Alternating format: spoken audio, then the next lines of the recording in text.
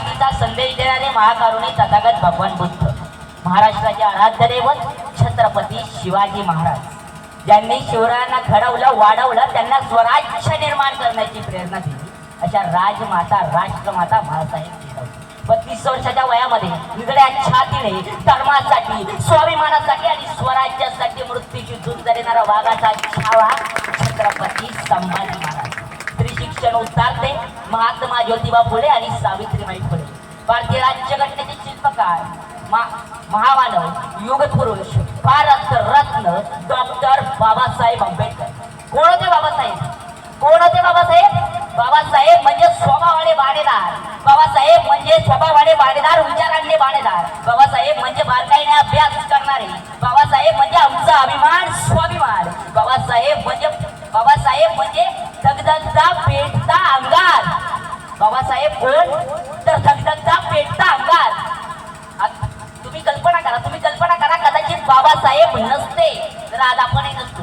बाबासाहेबांमुळे गाव कुसाबाहेरचे गावकरी माणसात आले. जो हात अगोदर शेणाला लागायचा ना, तो हात आज पेनाला लागला. ज्ञान वाटलं, माणूस असल्याचा प्रत्यय आला, अभिमान स्वाभिमान या शब्दांची अर्थ कळाली. खरंच बाबासाहेब नसते तर आज आपणही नसतो आणि या बाबासाहेबांचे उपकार आपण बाप जन्मातही फिरून शकणार नाही. उगाच नाही. बाबासाहेबांना जाऊन आता खूप वर्ष होऊन सुद्धा या महामानवाचं नाव माझ्या देशाच्या मातीत अमर आहे. ही माझ्या बाबासाहेबांची किमया आहे. बाबासाहेब म्हणजे माणसाच्या जन्माला येऊन सुद्धा देवत्वाला पोहोचता येतं याचं एकमेव उदाहरण आहे. या महामानवाबद्दल मी तुमच्याशी इतका संवाद साधतोय. त्याने फक्त भारताची राज्यघटना लिहिली नव्हती, तर लहानपणापासून 18 तास अभ्यास करून आपल्या पित्याचं स्वप्न पूर्ण केलं होतं. ते म्हणजे भारत रत्न डॉक्टर बाबासाहेब आंबेडकर. या प्रसंगी मला बाबासाहेबांच्या आयुष्यातील एक घटना आठवली, ती मी तुम्हाला आवर्जून सांगेन. बाबासाहेबांच्या घरातील परिस्थिती अत्यंत बेताची होती. बाबासाहेब हे तालुक्याच्या ठिकाणी 9वीची परीक्षा देणार होते. बाबासाहेबांचे वडील रामजी बाबा यांनी विचार केला की आपली परिस्थिती सर्व कुटुंबाला तालुक्याला घेऊन जाण्यासारखी नाहीये, म्हणून त्यांनी बाकी कुटुंबाला घरीच ठेवलं. यानंतर बाबासाहेब आणि रामजी बाबा हे तालुक्याच्या ठिकाणी एक भाड्याची खोली विकत घेऊन राहू लागले. रामजी बाबा बाबासाहेबांसाठी स्वयंपाक बनवायचे आणि ते बाबासाहेबांना फरवायचे देखील. बाबासाहेब सकाळी 11 वाजता पेपर देण्यासाठी जायचे. पेपर संपल्यावर दुपारी 3च्या सुमारास खोलीवर परत यायचे. तोपर्यंत रामजी बाबा त्यांच्यासाठी स्वयंपाक बनवून ठेवायचे. बाबासाहेब आल्यावर जेवण करायचे. असे रोजच चालू असायचे. बाबासाहेब पेपर देऊन यायचे, जेवायला बसायचे. एकदा बाबासाहेब पेपर देऊन आले, जेवायला बसले. त्यांनी वडिलांना विचारले, बाबा तुम्ही नाही जेवत? यावर रामजी बाबा म्हणाले, आधी तुम्ही जेवा, तुमचं झाल्यावर मी जेवतो. असं रोजच होऊ लागलं. बाबासाहेब पेपर देऊन यायचे, वडिलांना जेवणासाठी विचारायचे. वडील आधी तुम्ही जेवून द्या, तुमचं झाल्यावर मी जेवतो असं सांगायचे.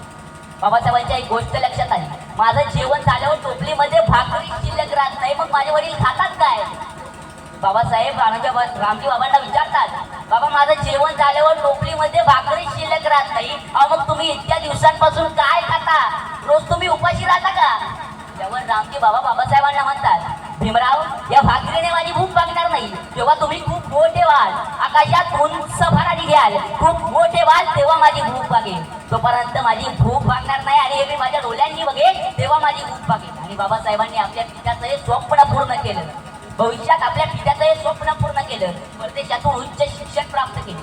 बाबासाहेबांनी परदेशाच्या कोलंबिया विद्यापीठात शिक्षण घेतलं. त्या कोलंबिया विद्यापीठाच्या प्रवेशद्वारा शेजारी बाबासाहेबांचा पुतळा उभारला आहे आणि त्या पुतळ्याखाली द सिम्बॉल ऑफ नॉलेज हे शब्द कोरल्यात. लक्षात घ्या, जगाच्या ज्ञान वेशीवरती बाबासाहेबांचा पुतळा उभारला आहे आणि त्या पुतळ्याला द सिम्बॉल ऑफ नॉलेज म्हणजे ज्ञानाचं प्रतीक हे नाव संबोधलं गेले. बाबासाहेब नावाची किमया आहे. बाबासाहेबांनी लहानपणापासून खडतर परिस्थितीत शिक्षण घेतलं. तुम्हाला माहिती आहे, बाबासाहेब हे पाचवीत शिकत होते तेव्हा त्यांना भिवाळ नावाने हाक मारायचे. बाबासाहेब 5वीत शिकायचे, त्यांना भिवाळ नावाने हाक मारायचे. भिवा वर्गाच्या बाहेर बसून शिक्षणाचं धडे गायचे. एकदा इंग्रज अधिकारी शाळेत आले. त्यांनी वर्गातल्या मुलांना प्रश्न विचारले. वर्गाच्या आत बसलेल्या एकाही मुलाला प्रश्नाचं उत्तर देता येईना, मात्र वर्गाच्या बाहेर बसलेलं भिवा नावाचं पोरग सगळ्या प्रश्नांची उत्तर देत होतं. शिक्षकांची तारांबळ उडाली. वर्गात बसलेल्या एकाही मुलाला प्रश्नाचं उत्तर देता येईना, मात्र वर्गाच्या बाहेर बसलेले भिवा नावाचं पोरग प्रश्नांची उत्तर देत आहे. इंग्रज अधिकाऱ्यांनी भिवाला आपल्या जवळ बोलवलं. त्याला विचारलं, तू वर्गाच्या बाहेर बसून सगळ्या प्रश्नांची उत्तरं देतोय, पण तू वर्गात का बसत नाही? तेव्हा बाबासाहेब म्हणजे त्या कालचे, अर्थात त्या कालचे भिवा त्यांना सांगतात, आकाशात उडणाऱ्या पक्ष्यांच्या सावलीचा विटाळ्या जमिनीला होत नाही, तळ्यावरती पाणी पिणाऱ्या जनावरांचा विटाळ्या पाण्याला होत नाही.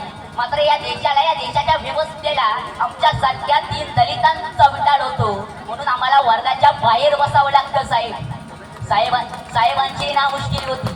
साहेब शांत झाले आणि शांत होऊन भिवाला म्हणाले, जा बाळा, तुझ्या जागेवर जाऊन बस, ही माझ्या बाबासाहेबांची किमया आहे. बोलता बोलता वेळच खूप झाला. खरंच वेळेच्या आणि काळाच्या बंधनात प्रत्येक जण जकडलेला असतो, त्यातून मी तरी कसा सुटणार? शेवटी जाता जाता इतकंच म्हणेल, आंबेडकर म्हणजे कोण? आंबेडकर म्हणजे मनुवादाच्या मुलावर घातलेला खाव. आंबेडकर म्हणजे कडकडत्या उन्हात डोक्यावरची छाव. आंबेडकर म्हणजे ज्ञानाचं प्रतीक, the symbol of knowledge. Ambedkar म्हणजे ज्ञानाचा अथांग सागर. धन्यवाद.